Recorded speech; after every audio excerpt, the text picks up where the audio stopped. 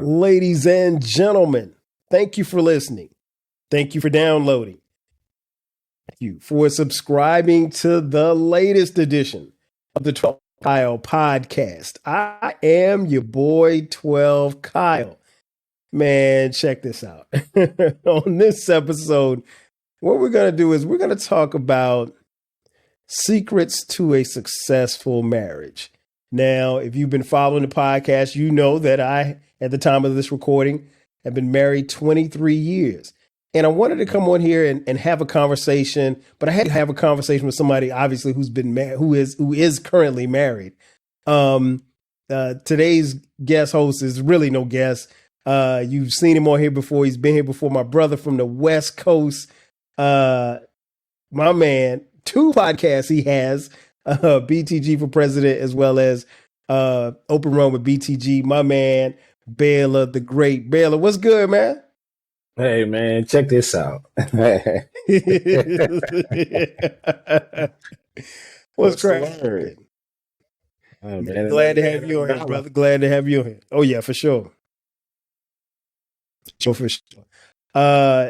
You know, like before we get into it, man, let's let me ask you, because I think I know, but I'm not sure. How long have you guys been married? Shoot, man, you had to ask me that question. We got married in 2011. Okay, what was that, about 13? Mm-hmm. Yeah, we got some weight under our belt. Oh yeah. That's what it's all about. Same for us. Like, we got married in 2000, so this will be this. We're in the Jordan year, but we're coming up on the Kobe year in September. Yeah. We'll be hitting the Kobe year. So it's always a good thing, man. Marriage is something that you and I both believe in, and we talk about a lot. And your question, I'm gonna ask this off script that has nothing to do with what we're about to talk about, but have you been to the jacuzzi lately? Yeah. Last time we went to the jacuzzi was probably about a month ago, maybe. Okay. Yeah. Okay. We gonna go this weekend though. Good. If you guys been listening and following the podcast, he speaks quite often about how he and his wife Marcy go to the jacuzzi, and that's their time. That's their time to bond. That's their time to talk. That's their time to vent. That's their time to enjoy each other and without their kids. So, yes, I meant to text you that and ask you that, but the perfect time to ask here on the podcast. As we talk about successful marriages, one thing I want to point out is that while both Baylor and I have, been married for some time, marriage is work. Don't get it twisted. It is constant work, and we're going to talk about that. But I've got a couple of things that I have here because I came across this article and it was talking about the keys to secrets to successful marriage. Most marriages, well, I don't want to say most, a lot of marriages end in divorce. I think it's like 60% of marriages now are ending in divorce. So this article that I came across was actually written by a divorce attorney. And they made a couple of, and the first point I want to talk about is it says, learn how to talk and hear one another.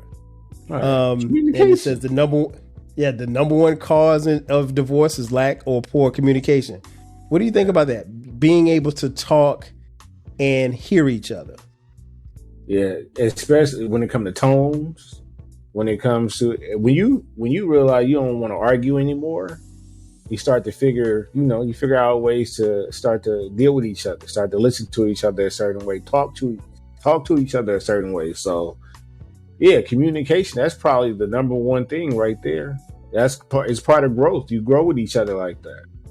Mm-hmm. You got to talk it out sometimes. And it's not just, it's communicating with yourself too, holding yourself accountable, understanding that maybe, whatever past trauma you come with, however you was raised, you know what I'm saying? A lot of us weren't raised like 100%, you know what I mean? Correct. It was some things that was off, so we got a few loose screws up top.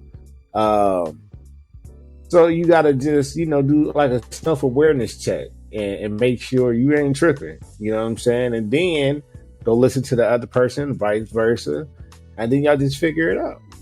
Have less arguments. The one thing that I hear from a lot of older folks, and obviously the ones that's on the internet that go viral, they say, "Man, we haven't argued in so many years because we realized arguing leads to nothing."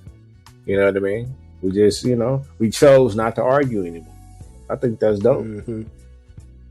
Now, do you think those people are choosing not to argue to avoid arguments, or do you think they truly believe like the method of not, of avoiding arguments has helped them as far as their communication goes?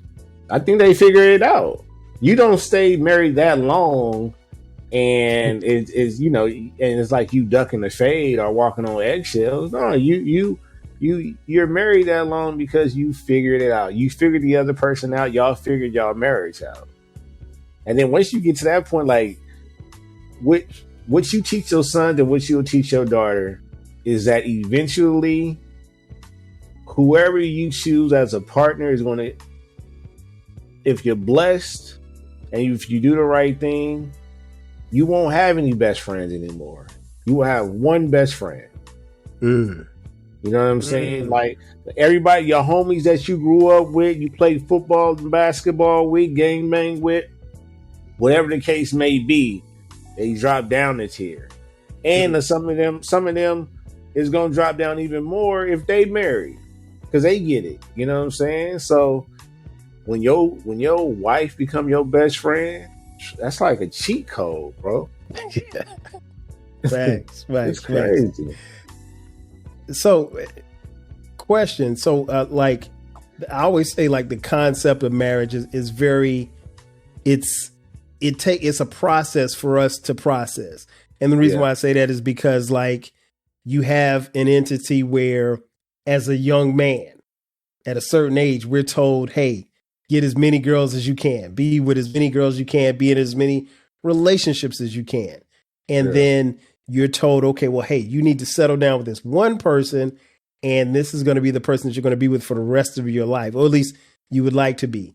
And the concept of that, you've got two different people coming from two different places, more often than not, growing up in two different households where they have different concepts of marriage. How do you merge those ideas together? Well, I think it's a give and a take type of thing. You're gonna figure out what's gonna work and what's not gonna work.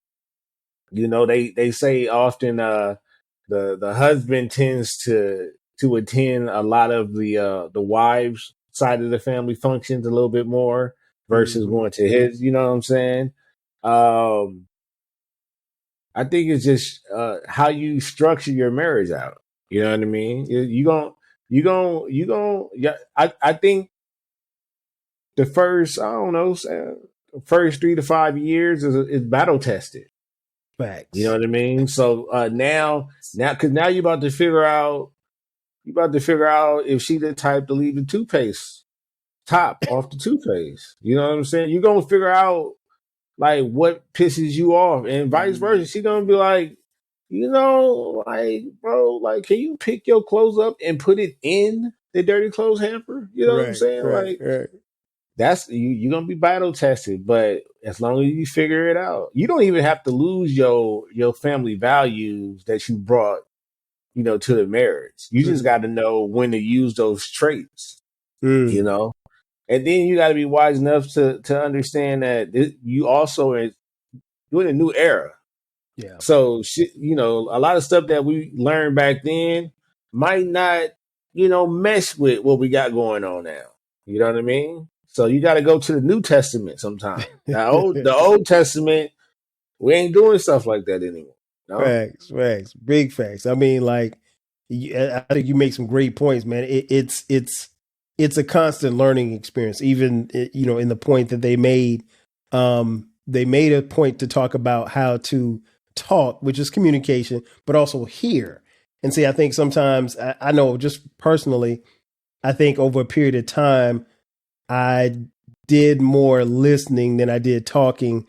And even now, I still talk a lot, but I try to make sure I'm listening and not just, even in the midst of, I don't even want to say an argument, but in the midst of a conversation, not be plotting my response. Let's just say we having let's say we have an argument, but I'm listening, but I'm also, I think I've gotten to the point now where instead of plotting my response, I'm actually listening to what you got to say. And then when you finish talking, because I'm gonna let you talk, because I want to talk too. But when you finish talking, I want to be able to communicate, and then, also address, like you said, be self-aware and be self-aware of what it is that she's asking for and what she wants, and not necessarily just tune it out. So I think that's very important as well. I want to go back to something you meant. Go ahead. You got something? I was going to say, but not only that, let's go a little bit further than that. Let's get to the point where y'all get off the phone upset. You at work, she at work. You know what I'm saying? You might send her, or she might send you a text message. When you see a paragraph, just put the phone down, bro. Don't even go. Yeah, you know what I mean? So, but here's the important thing that I do now. If we do get to that point, I'm just saying if I feel like the energy is off, are we beefing? You know what I'm saying? Like, what's going on? You know what I'm saying? Like, whatever I did, I apologize.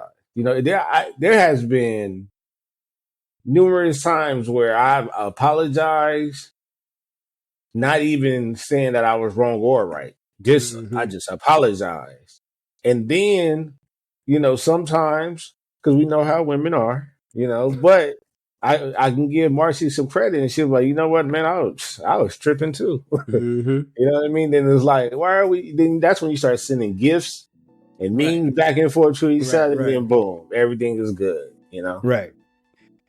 We have I think one of the things that's interesting about us is that not only have we been together for so long, but we literally kind of grew up as kids, from young adults, and we didn't grow up in the same place or in the same city or anything like that.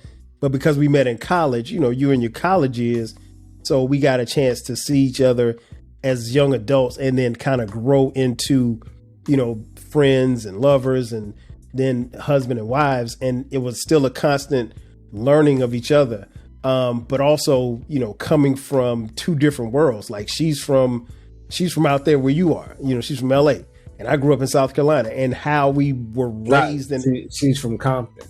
Excuse me. Yeah, Compton. You got it right there. She's from Compton. Shout out to Uncle Dolomite from the Too Much Game podcast, Compton's own. So she's from Compton, and I'm from South Carolina. So it's like two different worlds. I mean, literally and figuratively as to how we grew up. And so it was really about us, and then you have the household dynamic as far as like how, you want to have your house to look and how you have certain things set up. Maybe just maybe I want to put the mustard in the refrigerator. Maybe she wants to put the mustard in the pantry, so it's little things like that you have to learn over a period of time. Like, okay, and as a guy, I'm thinking like, hey, bruh, why are you tripping about a fitted sheet? I put it in the closet. I can't fold it. You know what though? You know what I mean? There's things that me and my wife do, and we accept that it's a battle. We accept that we're just not going to agree on certain things. So it'd be something small as I put the soap dispenser on this side, but then she likes it on this side. Right. We'll barely bring it up, but we're gonna keep switching it. We're gonna keep switching it. You know what I'm saying? I'll do it in front of her face. Like, I don't care. As you should. You know what I mean? I admit it. I mentioned earlier about work. One of the other points that they made was making a commitment to do the work. Most people think that a marriage is a commitment to the other person, and that's true, but it's not the only commitment. You need to commit to marriage itself and to work, and you have to work to keep it healthy and strong. What do you say to that? It's your idea of marriage. So my idea of marriage, there's a portion of being conservative. You know what I mean? But with my own little twist. I think one thing that a lot of people have to talk about more is that you design your own marriage. There's not a poster or a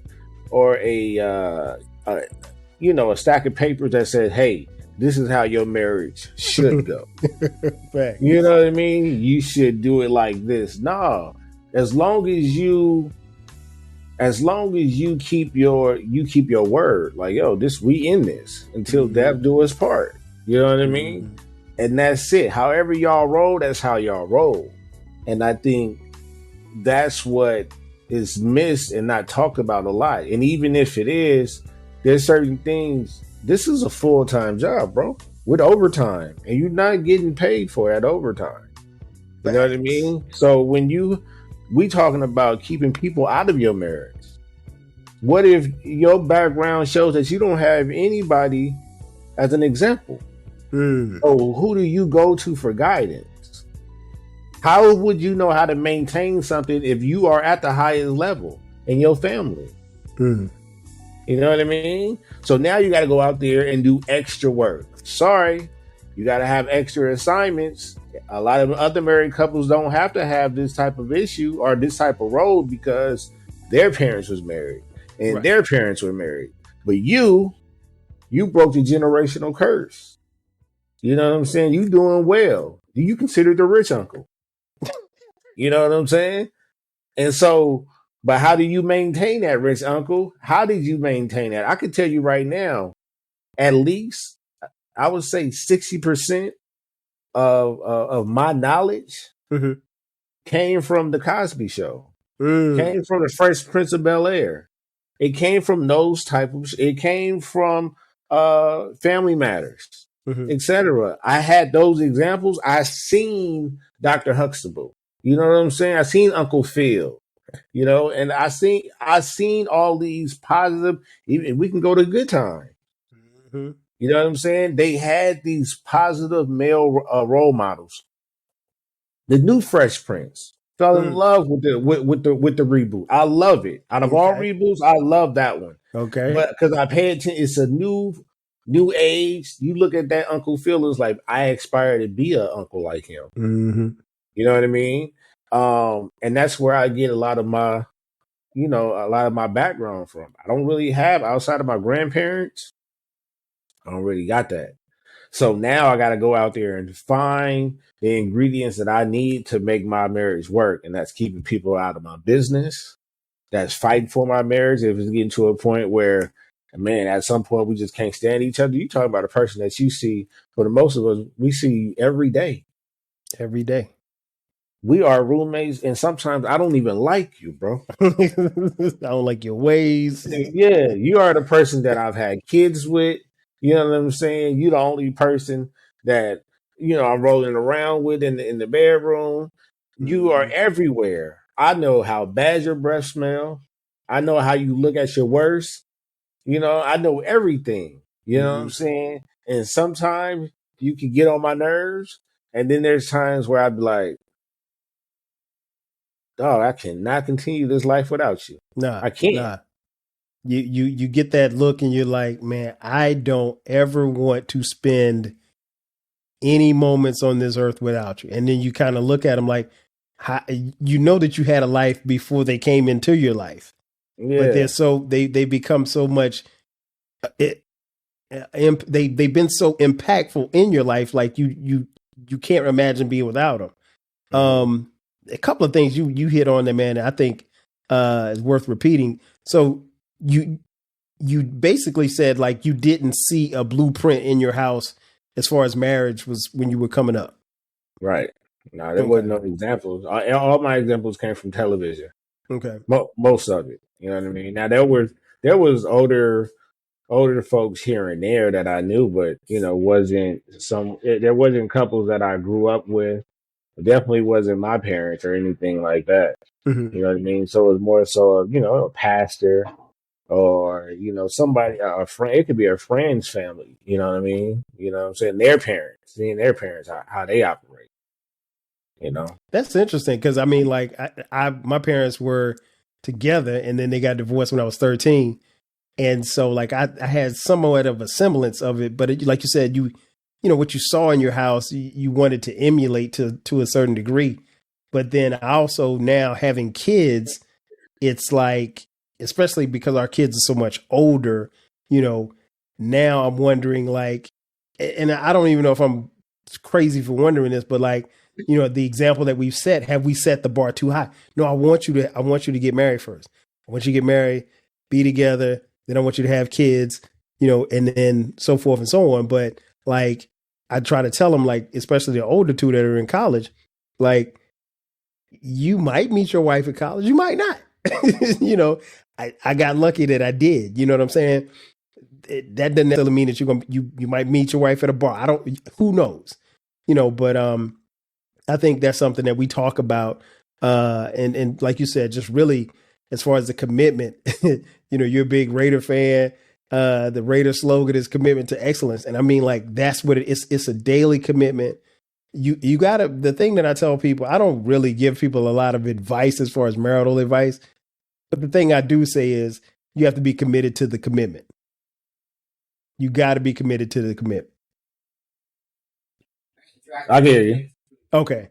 Yeah. So you know, as long as you're committed to the commitment, then you're okay. But I mean, like, people, you know, it's so much stuff. Like you said, it's something that's constant.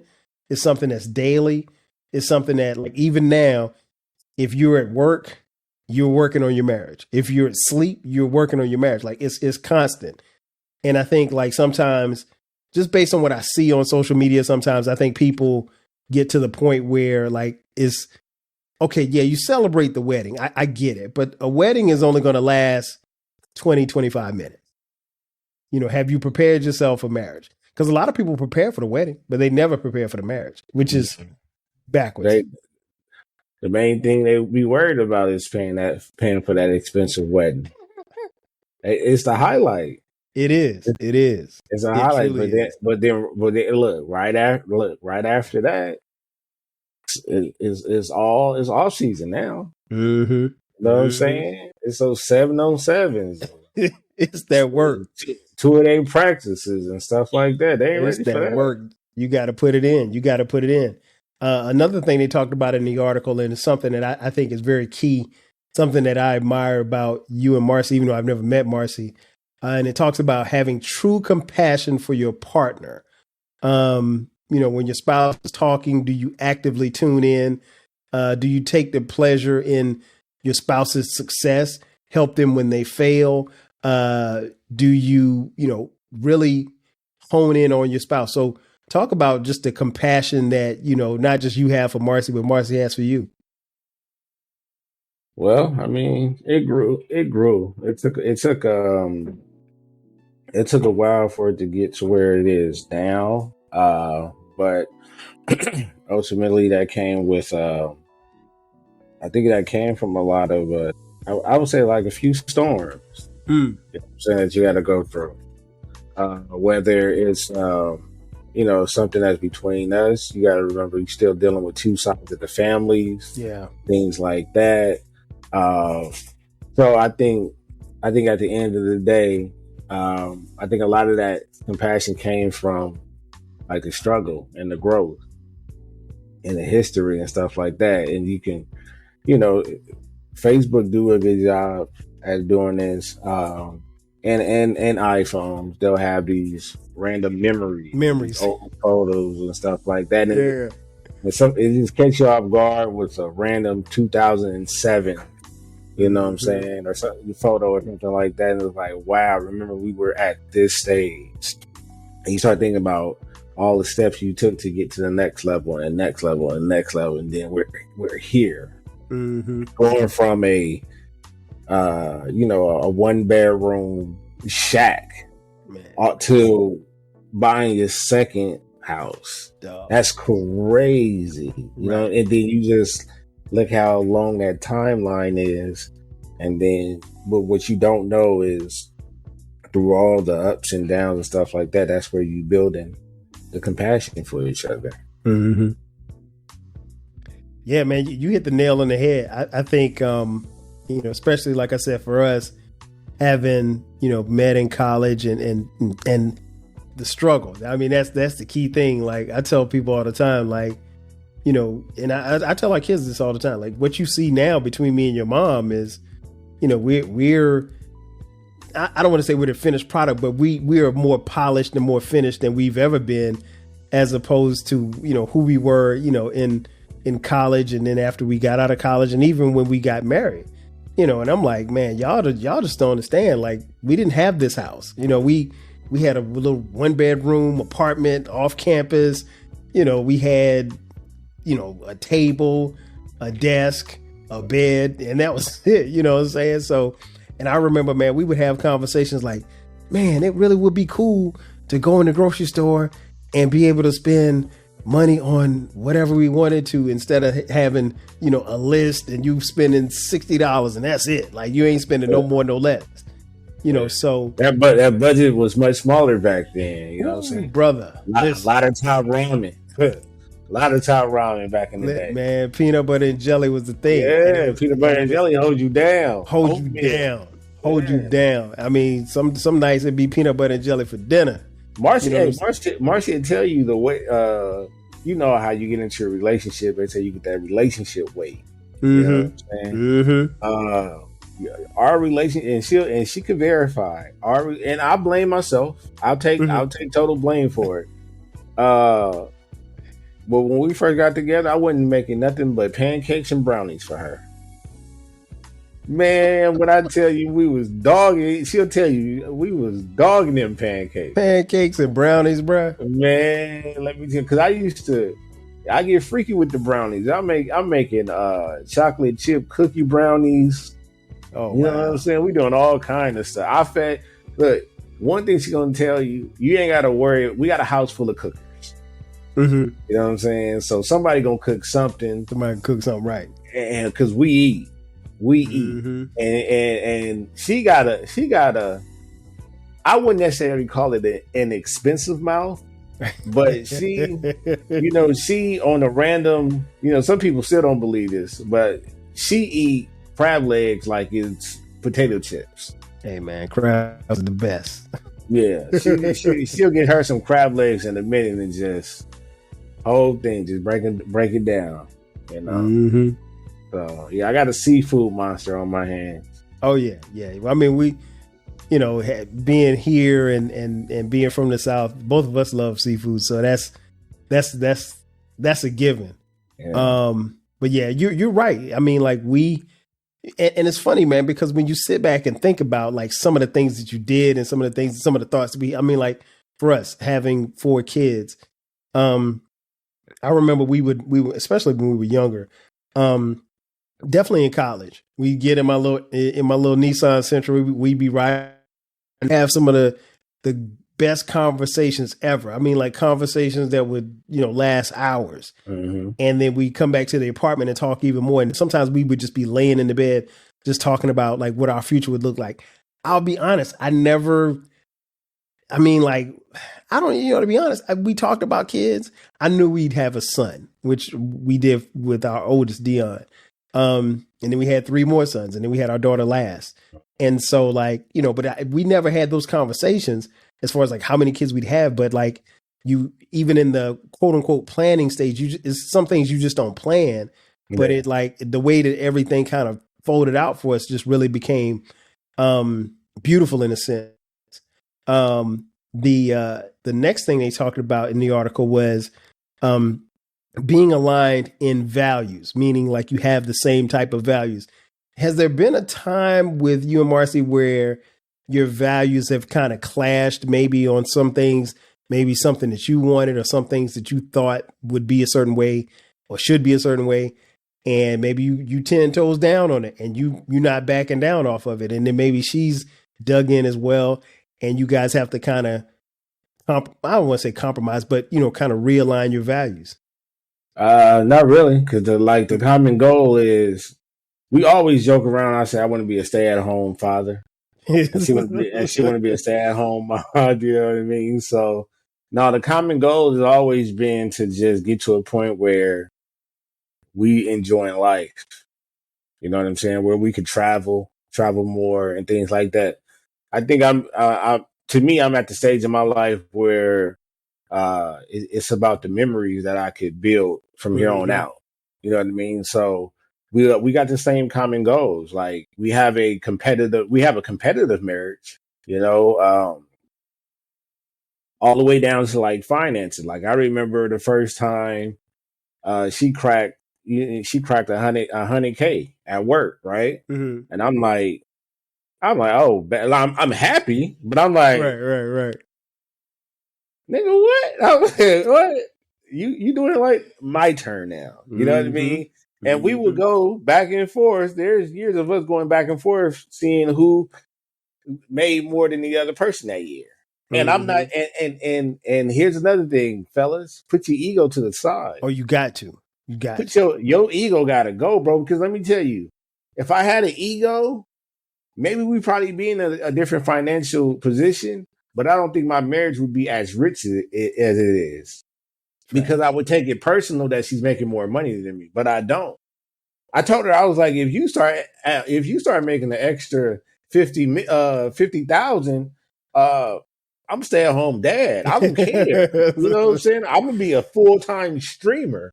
You know what I'm saying? You mess around with me, but no, we fighting every day. Every Monday to every day of the week I'm potting. But no, we just got the same common goals. We just we like kicking it with each other. Yeah, same. You know what I mean? Yeah, so that's all it is. We've kind of that's not really something that we've had an issue with, because I think for the most part we've always communicated on things as far as like, you know, like I knew where she stood as far as like kids, religion, marriage, goals, those type of things. And those values, you know, if something came up, I mean, like we're good enough friends, great enough friends to always talk about it. But it goes back to our level of commitment to each other. It's really, even when the values change, you know, it's like, okay, we're still in it together. Okay, well, we can pivot. Well, let's pivot together. You know, and I'm like you, bro. There's been times where she's made more than me. There's been times where I made more than her. Like you said, check your ego at the door. Because my thing is like this, and this has always been like our running joke. It all go into the same account. So it's both our money. I don't care who. Yo, if my wife beat me this year, you can have that championship. I'm coming to get you this year. Exactly. I don't do nothing but help us get to the next level together. Man, that's all it is. If I had an ego, then I will probably go and mess with a girl that I know that can't surpass me in finance. You know what I mean? If I wanted to be the type of guy, I'm not a controlling guy. I don't. You know, they was talking about there's no such thing as you know, a 50-50 marriage. I disagree. As a matter of fact, I put it to you like this: our numbers go up and down. Remember, I told you it does. Remember, I told you. I remember you was telling me when your wife was going to go back to school. You know what I mean? And then I was like, it's gonna be some days you're gonna have to drop 40 and 50, where you got to pick up and drop off the kids by yourself. Where you got to make dinner before she get home. You know what I mean? Where, oh my God, I forgot such and such has a doctor's appointment. I can't go. Can you go? And now you got to go drop 35, 15, and 9. Got to. And you can't question it either. No, and it's a Tuesday. You know what I'm saying? You still got Wednesday, Thursday, and Friday full of work. And you know, now it's gotten past 7 or 8 days. No physical touch. Oh, we ain't gonna talk about that. You know what I'm saying?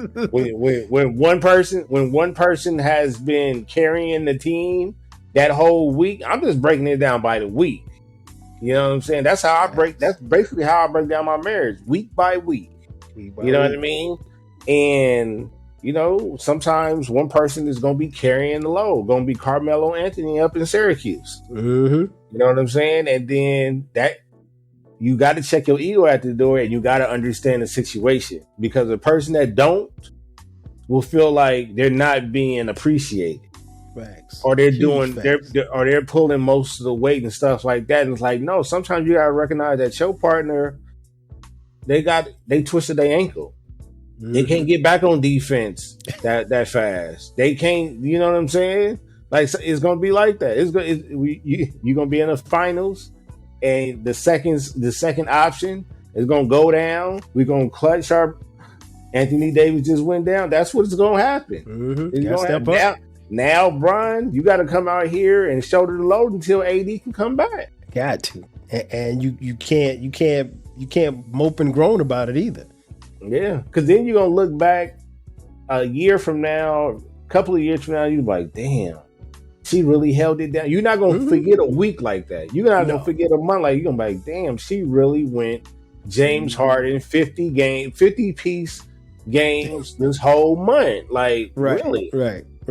And I mean, like that goes from everything, like you said, from the household duties to the kids to even in the bedroom. You know what I'm saying? Yeah. Like all of that stuff plays a part.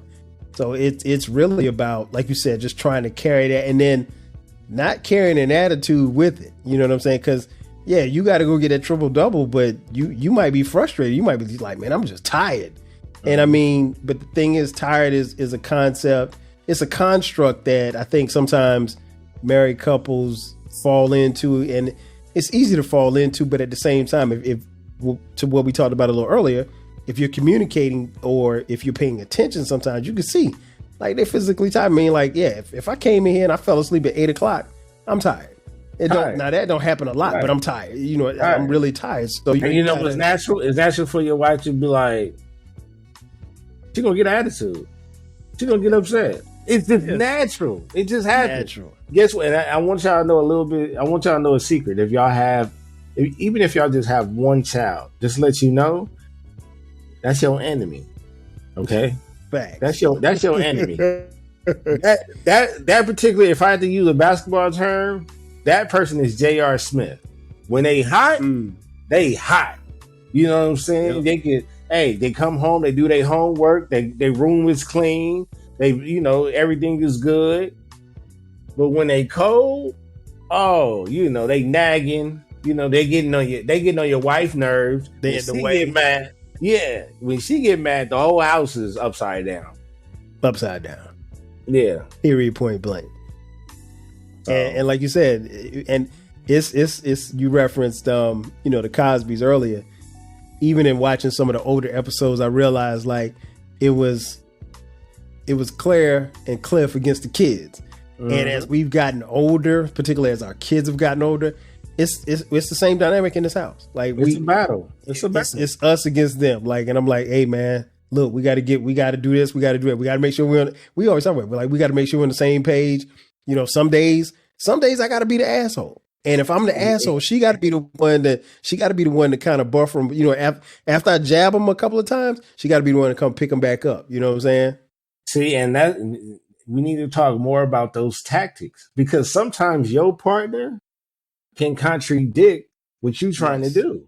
Yes. And now y'all got to start all over and figure out the formula. You know what I'm saying? If you are there to be the enforcer, and what you install actually works, but she might have felt like because she's naturally a nurturer, you're going to check and be like, I'm going to yell at you, but I'm also going to give you a hug and say, are you hungry? And we're in the back like, did I just do all this work for nothing? Right. You know what I mean? Man, I remember one time, this was maybe about a year or so ago, something happened, man, and I'm going off. I'm just fussing. And then we're in the room with the kids and I'm fussing. And then I kind of look at her out of the corner of my eye, and she's just kind of like, and she's giving this look like, man, if you don't hurry up like that, like wrap it up. And then I had to pull her to the side later. Like, we had a little conference. I'm like, look, bro, I need you, even if I'm rambling, I need you to still be open, because we need to be lockstep with these jokers. Yeah. We can't, it can't be no chinks in the armor. We got to, because see, if they see you looking like, oh man, I wish you just hurry up, then they're gonna be like, oh, well, mom like, why? He just need to hurry up, that type of thing. So, we do a really good job of staying on point with each other and staying locked in, because it is us against the kids, and we love our kids tremendously. I mean, that goes without saying, but we have the same values, we have the same goals as far as like, what we want from them and what we want from each other and what we want to instill in them, what we're constantly instilling in them as they grow. Last thing it talks about is actively trying to nurture your physical attraction. Now, you mentioned, over a period of time, the pancakes and the brownies, might have put on a pound or two on you, might have put a pound or two on her. As you get older, you're gonna get bigger. I know very few people who are the same size they were 30 years ago. And those that I do know that are smaller than they were 30 years ago, they're on crack. So, chemistry just isn't about physical attraction. It's also about feeling comfortable with your body and your spouse's body. And couples should actively try to nurture both their physical and emotional connection. The physicalities, man. What do you guys do things physically? I mean, outside of the bedroom, as far as physically, or kind of push each other, walking and working out, that type of stuff? It's always going to be an uphill battle. We're getting older. You know what I'm saying? Right. So, the energy that we used to have is not there. The time that we used to have is not there. And the one thing that a lot of people don't talk about is the fact that everything is new for you. Next year is going to be something new for you. Right. You know what I'm saying? You will never be familiar with what happens in the future. Never. Because you don't know what's going to happen. And so there's no guideline to kind of like understand that, because it's something that you still have to maintain your health. But like I said, as you get older, you're still trying to adjust to, I don't move this fast. I can't, I'm at the age where I understand those OGs back in the day that we used to cross up and blow by because they didn't want to run full court in the first place. They was like, no, exactly. we want to run threes. Why? Because it's half court defense. Half court. That's it. I mean? I ain't got to get up and down the court. Hey, when they tell you, whenever an OG tell you I got a good, run back and forth, like 1 or 2 times, and that's it, they not lying. Our metabolism is done. You know what I'm saying? And it's harder to reverse it. You know what I'm saying? Then to just make sure you stay on top of it. I know, cats like us and my wife, even though we're probably a little bit more sluggish these days, but we know our mindset, because we former athletes. Mm-hmm. So even if it's still difficult for us to get to the gym, our mindset is we need to get to the gym. Yeah. You know what I'm saying? Because you can have those flashbacks of your body just been missing it. Your body is also going through changes, but we constantly talk about, dropping weight, eating certain things, not eating certain things that we used, but hey, when I tell you heartburn is there, you know what I'm saying? It's certain sauces that I can't eat anymore. I just can't anymore. Wow. Hey, that's when you know. That's when when you get to that point where you can't eat certain things or drink certain things. You go to those restaurants and what you got in this? Right. When you try, can you take this out? Right.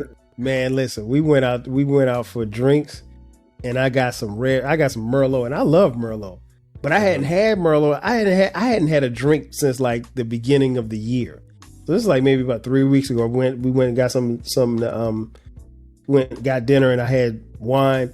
And man, after I finished drinking that Merlot, like all of this right here, my sinuses stopped up. Like I was stopped up like it was pollen and every other allergy was bothering. And it wasn't, I just kept having to blow my nose. And I was like, what? And I was like, it wasn't nothing I ate. And I was like, was it the Merlot? And I was like, well, you know what? The last time I had Merlot, it stopped me up too. And I'm like, now I'm thinking to myself, damn, do I have to cut out wine? Like you start cutting certain things out. And I was like, man, wine ain't bothering nobody. Why? It's not bothering me. Why I got to cut it out? And I'm not even much of a drinker like that. But, it's just it's paying attention to little things like that. We try to stay active, man. I try to get to the gym. I'm not gonna say I go every day. It's like if there's 7 days in a week, I'm gonna get 5 or 4. I'm gonna at least get 4. At least get At, 4. at this point, going to the gym is damn near like a lifestyle. It is. I mean, like, but you know what? For me, my body is to the point where once I start doing it, like it's automatic. So Yeah. I go first thing in the morning before work, because trying to go and I've tried to convince myself, I'll go after work. Man, even if you work from, like, I work from home, even after work, I don't feel like doing nothing. So, like, it's better for me to relax. it's better for me to get up. I'm in there at 6:00 or 6:00, sometimes 7, no later than 7. But I'm in there, get an hour and a half in, get on the bike, lift weights, whatever I got to do, whatever for that particular day. And, I feel much better about the day because I've gotten that part out of the way. She does the same. She'll go running in the morning with her run group and stuff like that. And, I running in 30-degree weather in the morning, I ain't trying to do that. That's a different type of dedication. Y'all can that's a different type of dedication. Now, y'all ain't trying to do that. I mean, because it's enough for me to go step out in the 30-degree weather just to get in the car. That's but that's whack right there. To do that at 5:00 in the morning, nah, bro, I ain't trying to do that. Hey, no, but you said something that's not talked about a lot. It's another one of those things that's not talked about a lot. We're not going to talk about one. Once we get to a certain age, man, we start joining gang. Yeah, we start joining walking clubs. Oh yeah, golf clubs. You know what I'm saying? Easily. Hey, like, my friends are spread it out. I got friends that stay in Vegas, LA, certain places in LA. Like, we all over the place, so we don't get to see each other that much as all. Not as much as we probably would like to see. Mm-hmm. So you tend to pick up, marriage friends, stuff like that. Hands down. What I'm saying? Yeah, and that's different. Then you start to learn about, people, and they come from different cities and states and stuff like that, and it's just me and Marcy. We always laugh because we always seem like we're the only ghetto LA people. You know what I'm saying? You get to see a certain side of Marcy when DJ Quick comes on. Mm-hmm. Of course. Yeah, man. It's interesting because, like you said, we grow, and then you get into these gangs, if you will, in these groups, and that stuff it becomes a part of your lifestyle. I know I have friends who are in, like, travel groups. Like, they'll go and they'll travel. Like, I ain't trying to travel with a whole bunch of people, but they are, that's their bag. Like, they want to do travel, and they have a certain amount of friends that they travel with and stuff like that. I got a handful of friends I wouldn't mind traveling with, but I ain't about to travel with like 20, 30 people. That's way too deep for me. But like you said, we get to that point in life and in marriage, man, and it's a beautiful thing.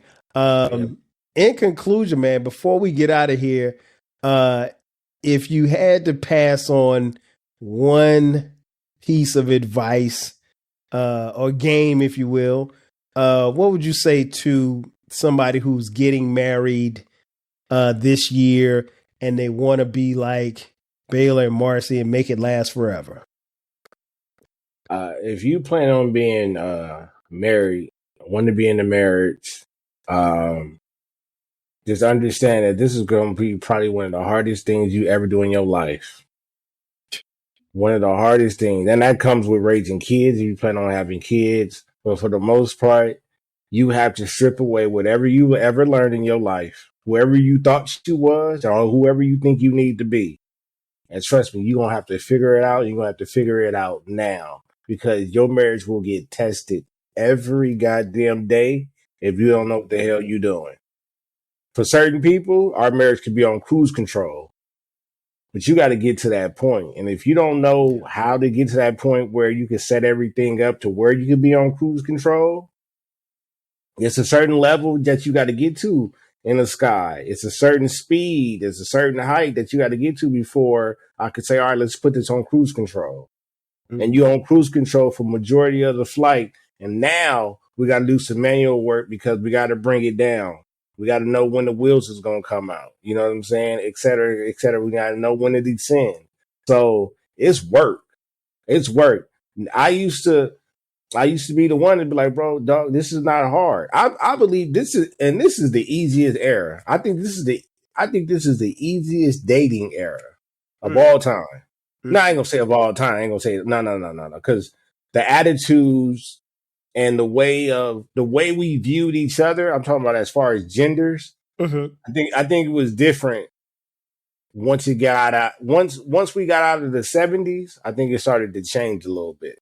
You know what I mean? Because women and men just had so much more respect for each other back in the day. You know what I'm saying? I'm talking about after the era of the controlling husband, controlling a household. Like I'm talking about that point where, you used to ask a girl to go steady. You know what I'm saying? It was a big thing. It was a big thing to be in a relationship in middle school or high school, and they knew y'all was an item. The parents knew each other. Y'all knew y'all was, you know what I'm saying? So it was different back in the day. But this is hard work, bro. I'm not going to even lie. So if you give up or if you want to give up, I know why. I know it ain't for everybody. It ain't for, and when I say it ain't for everybody, I really mean that. Some of y'all probably don't need to be married. Some of y'all just need 10-day contracts. 10 days. Give them a 10 to get on. yeah, because this is really hard work. Your ego means nothing, brother. What's that? you're not gonna be able to use that ego card. You know what I'm saying? Right. Because and as a man, I'm coming to you as a man. You still got to protect. You still got to provide. Facts. Yeah, they depend on you. You build the empire, but the empire is on top of you. You the foundation. You cut the head off, the host, everything gone. Boy, you preaching. What advice I give? Just understand that it's almost like a game, and I'll use the game of football. The game looks very easy from the stands. But the thing about the game is if you get a little closer, if you're on the 50-yard line and you're up 30 rows back, the game looks perfect. But if you come down, to the 10th row, the game looks a little bit faster. It looks a little bit wilder. You can hear certain things on the field. Then you move to the sideline, the game is at light speed. So, sub me in, 12 cal. I'm sorry. Once you start hearing them pads hitting, them pads and helmets hitting, it's real. It's real. It's real. And then when you're on the field, that's when like it looks totally different from whatever you thought as in the stands. So understand that the game is different from what you see and actually being in the game. And the thing I always tell people, it's simple, but just take it day by day. That's all you can do. If you take it day by day, you'll make plans and move forward. What's up? 12 cal, what's the average time for a quarterback to be in the pocket? You might have 6 seconds, maybe. Okay, take half of that. That's how much time you have as a husband. You better get it together. Better get it together. You got 3 seconds to get that rock off. You got 3 seconds to get out of that pocket. Before you propose, make sure you have a plan. I'll say it again, before you propose, make sure you have a plan. You better you better hope that she really loves you and not what you can do for her. Exactly, because here's the thing. Your plan is going to have to change, and it's going to constantly change, and it's going to change sometimes based on circumstances. Sometimes it's going to change based on the circumstances that you've created. Sometimes it's going to change based on the circumstances of life. So be prepared to be, like you said, 3 seconds. That's what and don't ignore them flags before you get on your knee, because you knew you knew she didn't know how to cook before you proposed to her, and you knew he was a flirt before he proposed to you. You bet. You stop playing. If y'all can't get past that, that's not even preseason. That's an audition. Yeah, that's audition. That's the tryout. Yeah, if y'all dealing with that stuff, don't even worry about it. Don't even. That you're not even in the club. For sure. But yeah, man, that's going to do it for us. Before we get out of here, Baylor, man, tell folks where they can find you, where they can find you in the podcast and everything like that. At Baylorism on TikTok, at Baylorism on Twitter. That's where I do most of my damage. At Baylor the Great on IG. If you become my friend, I only posting my stories anyway. You know what I mean? The merch, you gotta know me to know me. You know, you know what I'm saying. If you want some merch, man, I mean, holla at me. I might, I may not. You know, it just depends. No doubt, no doubt. You guys have been listening long enough. You know where to find me, 12 Kyle. The 12 Kyle podcast drops every Thursday at midnight. From time to time, we drop bonus episodes on Sundays at midnight. If you're on social media, you can follow me at 12 Kyle. You can follow the podcast at 12 Kyle Podcast on Twitter X, Instagram, Facebook, Threads, and TikTok. The podcast has its own TikTok page. We have our own YouTube page as well. There's video and audio of every podcast on YouTube as well. And if you feel so inclined, if you want to throw us a couple of dollars, hey, I'm not going to turn down no money. $TWELVEKYLE. And if you go to the Linktree link, you can get yourself some 12 Kyle podcast merch. Merch is now available. Got t-shirts, got mugs, got posters, whatever you want. Hey, we will appreciate your support. So that's going to do it for us. So for my brother Baylor, brother, once again, thank you for coming through. I appreciate you. Hey, 12 Kyle, at the time of this recording, Drake still hasn't responded to Kate. I just wanted to say that. And he probably won't. So for my brother Baylor, I am your boy 12 Kyle. We'll catch you guys next time. 5,000.